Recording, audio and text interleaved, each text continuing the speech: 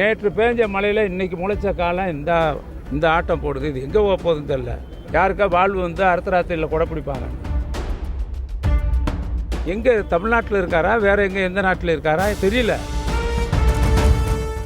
இன்றைக்கு முதலமைச்சராக இருக்கக்கூடிய விஜய் அவர்கள் இன்றைக்கு காவிரி பிரச்சனைக்காக ஒரு வார்த்தை கூட, ஒரு குரல் கூட கொடுக்கவில்லை. நீங்கள் வந்து இன்றைக்கு வேண்டுமென்றே நாளைக்கு சட்டமன்றம் கூட இருக்குது. தொடர்ந்து 3 மாத காலமாக எதிர்க்கட்சியினுடைய தலைவர், நம்முடைய இளைஞரினுடைய தலைவரும் வருங்கால தலைவருமான நம்முடைய உதயநிதி ஸ்டாலின் அவர்கள் குரல் கொடுத்து வருகிறார்கள். விவசாயிக்காக குரல் கொடுக்கக்கூடிய ஒரே தலைவர் இந்திய அளவில். இன்றைக்கு நாக்பூரில் கைது செய்யப்பட்ட விவசாயிகளுக்கு கூட குரல் கொடுத்து ஜனநாயக உரிமையை பறிக்கக்கூடாது, ஜனநாயகத்தை காப்பதற்கு இருக்கக்கூடிய ஒரு பெரும் தலைவராக உருவாகி இருக்கிறார் உதயநிதி ஸ்டாலின் அவர்கள். அவர் இன்றைக்கு தஞ்சையில் நடந்த கூட்டத்தில் மிக முக்கியமாக அவருக்கு என்னவென்றால், தஞ்சையில் நடந்த கூட்டம் அந்த ஆட்சிக்கு சாவுமணி அடித்து விட்டது. தாவேக ஆட்சி முடிந்து விட்டது நேற்றோடு. நீங்கள் பார்த்தே எவ்வளவு தூரம் விவசாயிகள் இன்றைக்கு வயிற்றத்தில் இருக்கிறார்கள். இந்த ஆட்சியை தூக்கி எறிய வேண்டும் என்று தமிழகத்தில் இருக்கின்ற விவசாயி மட்டும் இல்லை, சாதாரண அடித்தட்டு மக்கள் அத்தனை பேர் இன்றைக்கி பாதிக்கப்பட்டிருக்காங்க. இந்த ஆட்சி வந்து 3 மாதமாக எந்த நன்மையும் ஏழைகளுக்கு கிடையாது. 3 மாதம் எதுவுமே கிடையாது. எந்த திட்டத்திலையும் எந்த இதுவுமே செயல்படுத்தப்படல. பூராமே கடுமையாக ஆட்சி திறன் இல்லாத ஒரு அரசு தமிழ்நாட்டில் சுதந்திரம் அடைந்ததற்கு பின்னால் இப்பொழுதுதான் உருவாகி இருக்கிறது. எத்தனையோ முதலமைச்சர்கள் வந்தார்கள். இன்னும் சொல்லப்போனால் இன்றைக்கி வந்து இருக்கக்கூடிய இடதுசாரி இயக்கங்கள், காங்கிரஸ் இயக்கம் எல்லாம் நீங்கள் வந்து அனைத்து கட்சி கூட்டத்தை கர்நாடக அரசு கூட்டுறான், தமிழ்நாட்டில் கூட்டினா என்ன? ஆக மக்களுடைய குரலுக்கு மதிப்பு கொடுப்பதில்லை, தோழமை கட்சிகளுடைய குரலுக்கு மதிப்பு கொடுப்பதில்லை. ஆனால் அவர் ஆட்சிக்கு ஆதரவு கொடுப்பார்கள். இதெல்லாம் விந்தையாக இருக்கிறது. ஒரு விந்தையான காட்சி இன்றைக்கு தமிழகத்தில் நடைபெற்று கொண்டிருக்கிறது. இதெல்லாம் முறியடிக்க போகிறது திராவிட முன்னேற்ற கழகம். நிச்சயமாக சொல்கிறேன், வர்ற தேர்தலில் மக்கள் பார்த்து கொண்டு தான் இருக்கிறார்கள். இன்றைக்கு கைது செய்தது முழுக்க 100% வடிகட்டிய ஒரு பொய் வழக்கு. எதுவுமே அவர் நான் எதுவுமே பேசலைன்னு சொல்லியிருக்காரு. நீங்கள் பார்த்து டிவியில் ஓடுது.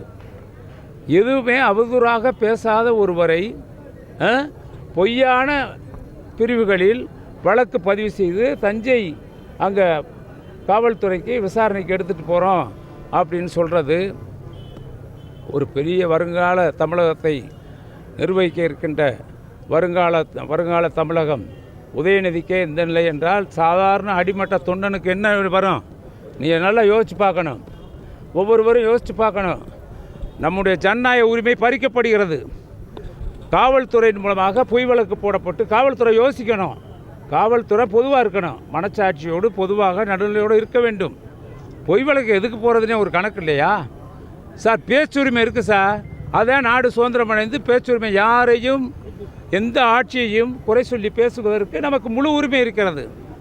ஆனால் நம்முடைய உரிமையை பறித்து விடலாம் என்று இவர சர்வாதிகாரியா, ஹிட்லரா, முசோலினியா? எப்படி பறிக்க முடியும்? இந்தியா ஒரு ஜனநாயக நாடு, தமிழகம் ஒரு ஜனநாயக நாடு. ஜனநாயக நாட்டில் சர்வாதிகாரமாக தன்னிச்சையாக பொய் வழக்குகள் போடுவது, கைது செய்வது எவ்வளோ அசிங்கமாக இருக்குது. போனாங்க, கைது பண்ணி கொண்டு போனாங்க. உடனே கோர்ட்டு விடுதலை பண்ணிச்சு, போக சொல்லிச்சு. 2வது கைது பண்ணி கொண்டு போனாங்க. என்னென்னமோ முயற்சி பண்ணி பார்த்து இப்போ விடுதலையாக வந்துட்டார். என்ன செய்வார்? என்ன செய்ய முடியும்? திமுக உங்களுக்கு தெரியும். திமுகங்கிறது ஒரு இரும்பு கோட்டை, எஃகு கோட்டை. தலைவர் கலைஞரால் உருவாக்கப்பட்ட எஃகு கோட்டை. அந்த கோட்டையில் ஒரு சின்ன துளியை கூட நீங்கள் பேக்க முடியாது. உளி வச்சு அடித்தாலும் பேக்க முடியாது. தமிழகத்தில் இருக்கின்ற இயக்கங்களில் திராவிட முன்னேற்ற கழகம் எஃகு கோட்டை. எங்களுடைய இளந்தலைவர் உதயநிதி ஸ்டாலின் அவர்கள் இன்றைக்கு உருவாகிவிட்டார்கள்.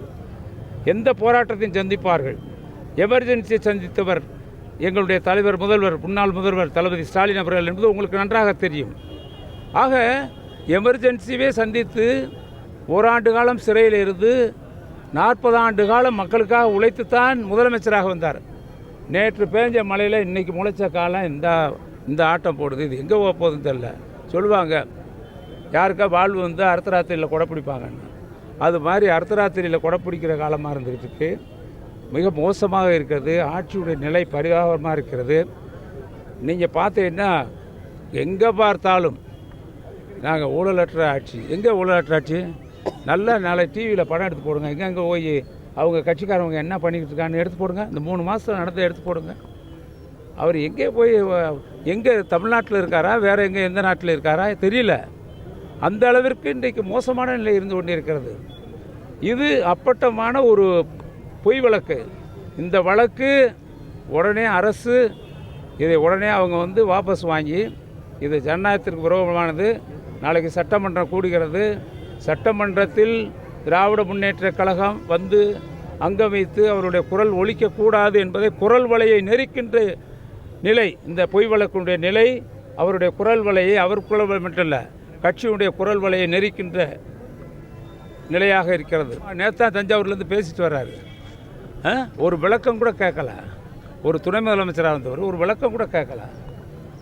ஒரு வழக்கு போட்டதை கூட யாரும் இன்டிமேட் பண்ணல, விசாரிக்கலை போலீஸு. ஆக எதுவுமே விசாரிக்காமல் போலீஸை குமிச்சு தான்ட்டு ஆட்சி அதிகாரம் இருக்குது. எத்தனை நாளைக்கு இருக்கும் ஆட்சி அதிகாரம்? நீங்கள் நீங்கள் நினைக்கிறீங்க எங்கே போனாலும் யாரும் தப்பிக்க முடியாது. ஜனநாயகத்திற்கு ஊறு விளைவித்தவர்கள் நிச்சயம் ஆட்சி மாற்றம் ஏற்படும், அதற்குரிய விளைவை சந்திப்பார்கள். அதான் அதிகாரத்தை தவறாக பயன்படுத்துகிறார்கள். அது அவங்களுக்கு நீதிமன்றமாவது ஏதாவது எத்தனையோ முறை நீதிமன்றத்தினுடைய உத்தரவுகளை மீறி இருக்கிறார்கள். நீதிமன்றமும் கண்டித்து இருக்கிறது. நீதிமன்றம் சரியான அடி கொடுக்கும் சீக்கிரம்.